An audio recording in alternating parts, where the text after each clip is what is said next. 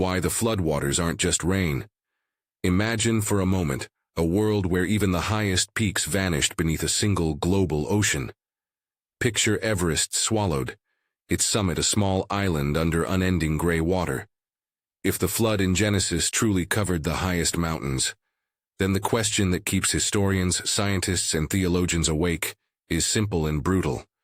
Where did all that water go? We tend to picture the flood as a skyward phenomenon. 40 days and nights of rain, a deluge from above until the world was immersed. That image is powerful, but it leaves a glaring puzzle. To drown the whole planet above its tallest mountains would require a volume of water far beyond what the oceans currently hold. If all of that rain simply fell from the heavens, physics asks a follow-up question nobody can ignore. How did it disappear again? Evaporation on a global scale? A miraculous relocation into vapor? Those answers strain both common sense and thermodynamics. Genesis itself complicates the just rain picture. The text does not say only that the rain fell. Genesis 7 describes the fountains of the great deep being broken up. That phrase flips the script. It suggests that cataclysmic forces were not only raining down from above, but rising up from below. The waters that judged the earth came from the deep, as well as the sky. If we give that detail weight, a new line of questions emerges. What are these fountains of the deep? Could they point to vast reservoirs beneath the crust, places where water can be stored and later released? Could the flood, in part, have been a reconfiguration of water between surface and subsurface, not simply a long storm? If you want the full evidence explored, subscribe for more deep dives. Modern geology offers details that make this ancient phrase oddly resonant.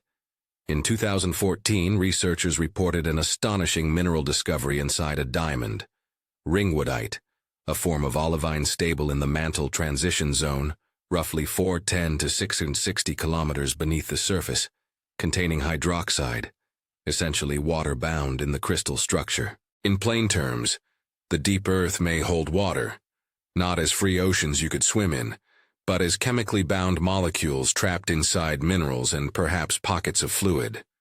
Some interpretations of the data suggested that the transition zone could contain, in total, as much water as several Earth's oceans. That estimate has been debated. It is not conclusive, but the headline was striking. There is more water underground than most of us imagined. Seismology adds another piece to the puzzle. Beneath the standard picture of a solid lithosphere and flowing mantle, seismic waves sometimes behave oddly. In certain regions, waves slow, scatter, or attenuate in ways that imply partial melts or pockets with different properties, zones that might be saturated with fluids or molten rock, containing significant volatile content. These slow zones don't prove a global underground ocean, but they do suggest the mantle is not a uniform, dry rock. The deep interior has complexity, pockets, transition zones, and materials that can carry water in chemical form or as pressurized fluids. Put these scientific observations beside the biblical language, and a hypothesis forms. What if the flood involved a massive movement of water into the planetary interior, as well as from the sky? The phrase "fountains of the great deep were broken up" could be read as a description of subterranean reservoirs forced open, gigantic hydraulic systems unleashed, swallowing surface waters, and then perhaps sealing again. That reading would resolve the evaporation paradox. The water didn't vanish into thin air. It had somewhere to go beneath the crust. At this stage, two cautions must be repeated. First, the geological data are complex and contested. Ringwoodite shows water in the mantle transition zone. How much, in what form, and how mobile it is remains debated. Second, reading geological structures through the lens of an ancient narrative is interpretive work, not proof. It is a hypothesis that aims to reconcile text and trace, not a demonstrative reconstruction like a lab experiment. We move forward with curiosity, not with ironclad conclusions. Once we ask whether vast subterranean waters exist, a remarkable pattern in biblical and extra-biblical literature begins to look less metaphorical and more descriptively specific. Scripture repeatedly speaks of the abyss, the deep and hidden places under the earth that hold more than water. Psalm 104, for instance, celebrates God setting boundaries for the waters and speaks of springs and depths beneath the earth. Genesis gives us the fountains of the deep. Jude, quoting traditions, speaks of angels kept in chains under darkness until judgment.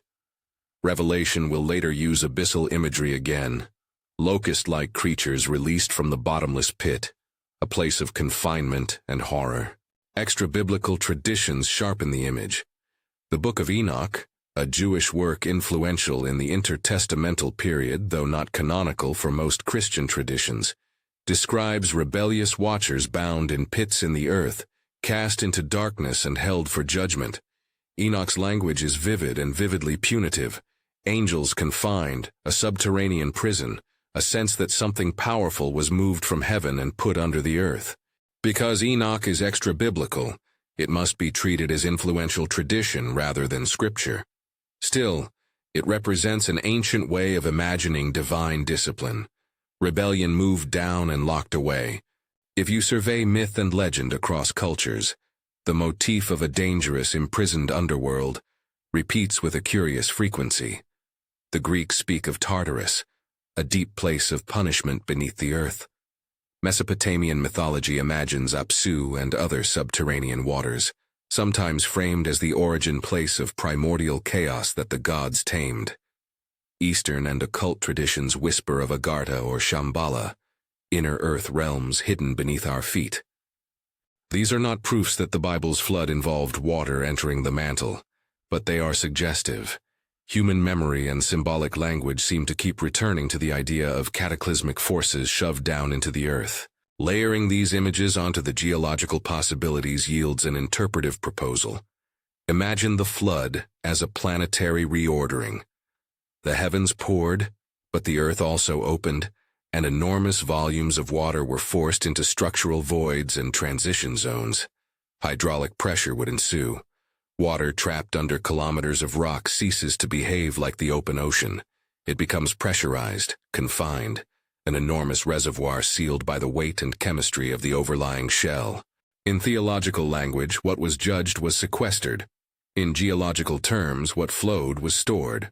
When you describe a subterranean ocean as a prison, strong metaphors suggest themselves. Liquid bars, hydraulic seals, oceans as lockwork. If the flood functioned partly as quarantine, this would help explain biblical motifs connecting judgment with confinement. The watchers, according to some traditions, were bound in valleys of the earth until their trial. Leviathan, the monstrous sea creature the Bible mentions in various poetic passages, can be read as symbolic of untamed cosmic chaos, something subdued and contained. If chaotic forces were arrested and relegated below the crust, then those subterranean waters do double duty: physical repositories for displaced water, and theological barriers keeping destructive elements from re-emerging. This line of thought inevitably raises a darker set of questions. What is kept under that hydraulic lid? Are there remnants of something once present on the surface? Biological, geological, or spiritual? The Bible talks about Nephilim, giant offspring associated with pre-flood corruption. Some readings suggest their bodies or the spiritual forces that animated them were integrated into the judgment. Other traditions emphasize spiritual beings, fallen watchers, imprisoned. Again, we must not claim knowledge beyond what texts or data can sustain. What we can say is that ancient writers and interpreters perceived the subterranean as a place of confinement for dangerous things, and modern geoscience reveals that the earth can, in fact, hold vast quantities of water in forms and places that make sequestration plausible. There are modern analogs that help the imagination. Deep beneath mid-ocean ridges and within subduction zones, fluids released by mineral transformations lubricate faults and alter geologic behavior. Hydrothermal systems feed entire ecosystems around vents where sunlight never reaches. Life thrives in high pressure and complete darkness.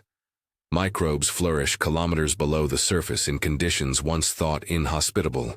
That proves nothing about angels or giants, but it demonstrates that the deep can hold and support life in ways the surface cannot easily observe. It proves, at least, that the deep is not an inert void. It is a dynamic realm with chemistry, pressure, and ways of storing and releasing energy and matter. Turning from theory to current reality, the proposal that the flood involved subsurface movement implies certain risks and signs. If enormous pockets of pressurized water exist beneath the crust, they are not necessarily benign. Tectonic shifts could redistribute stress, breach seals, and release fluids.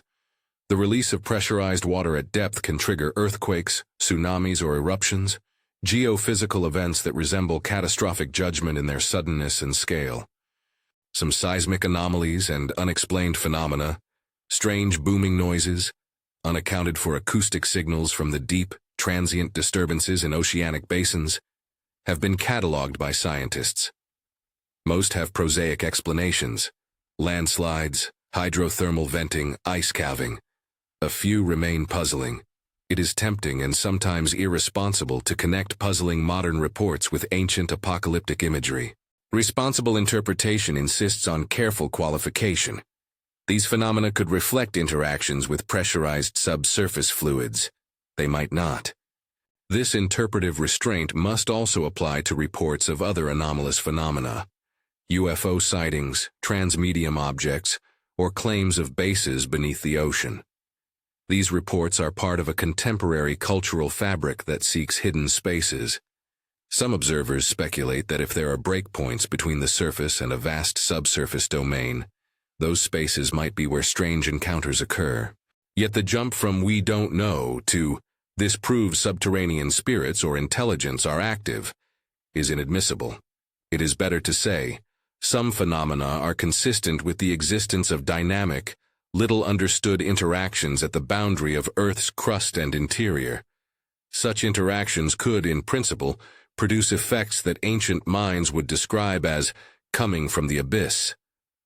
Theologically, an important safeguard must be stated clearly. The Rainbow Covenant in Genesis 9 stands as God's promise not to destroy all flesh by a flood of waters again. That promise is canonical and weighty.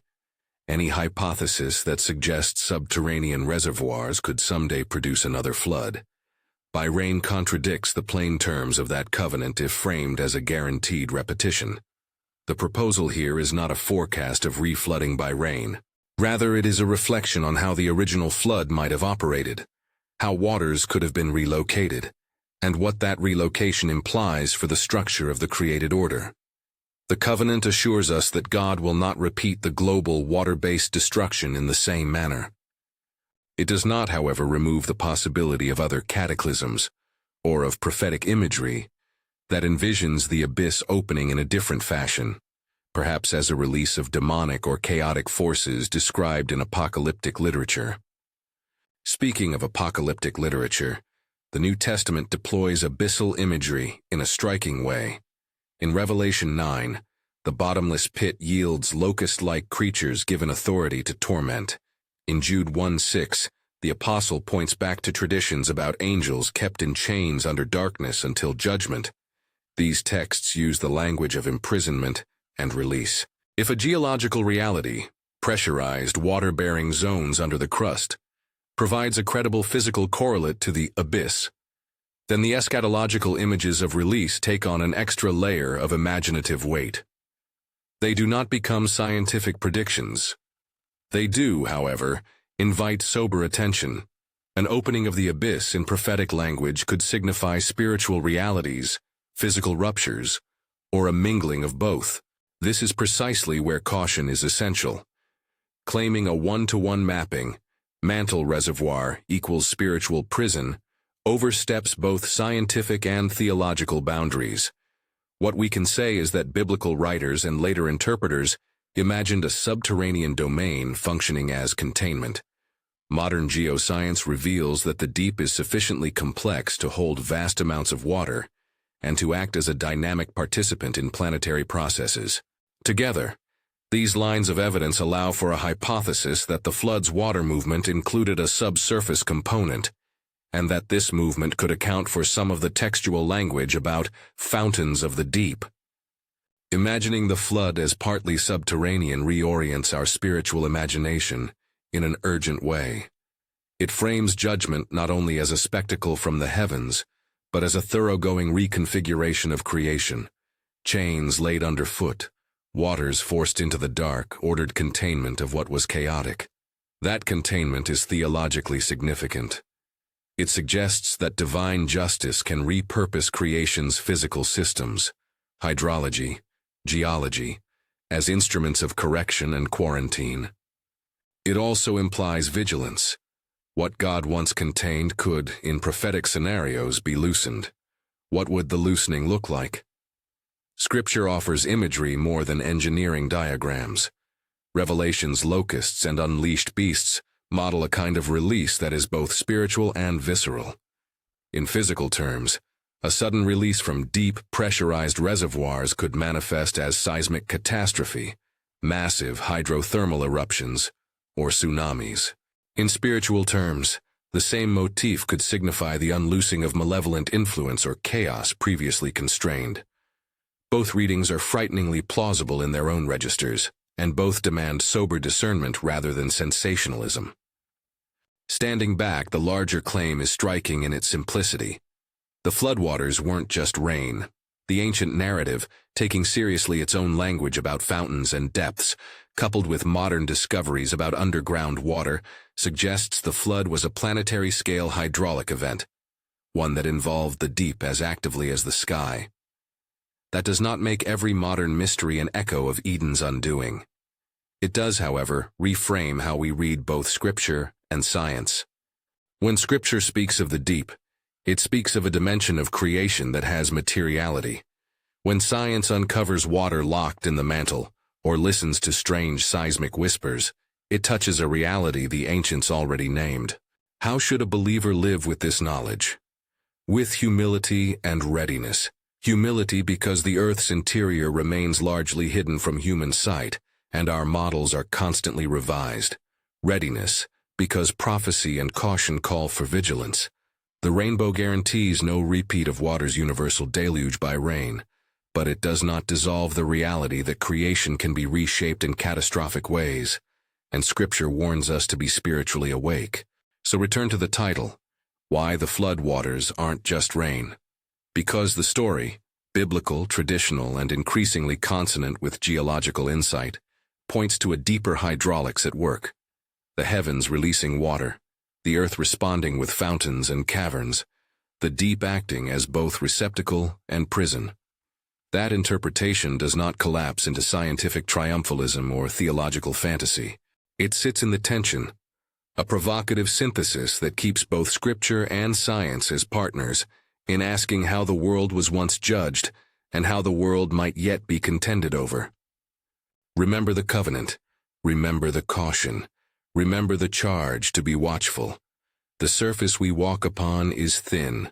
Below it lies a complex, pressurized world that ancient writers described with the language of abyss and prison. Whether future events will mirror prophetic imagery is not for us to declare. What we can do is take seriously what both the Bible and the sciences suggest. The flood was not reducible to a prolonged storm. It involved the hidden depths. It changed the planet's plumbing. And the memory of that change echoes in Scripture, tradition, myth, and the slow, careful discoveries of geoscience. If this has stirred questions in you, subscribe and keep exploring with us. There are deeper dives ahead, on the Ringwoodite discovery, on Enochian traditions, and on how the apocalyptic imagination has shaped Christian hope and warning.